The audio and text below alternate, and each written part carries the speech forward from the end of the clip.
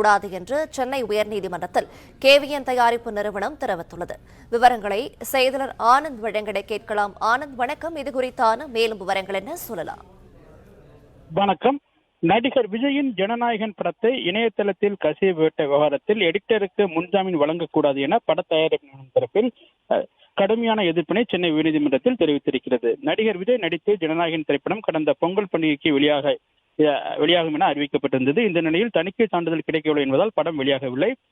படம் தணிக்கை குழுவின் மறு ஆய்வு குழுவின் முன் தற்பொழுது நிலுவையில் இருந்து வருகிறது. இந்த நிலையில் ஜனநாயகன் படம் கடந்த ஏப்ரல் 3ஆம் தேதி சட்டவிரோதமாக இணையதளங்களில் வெளியானது.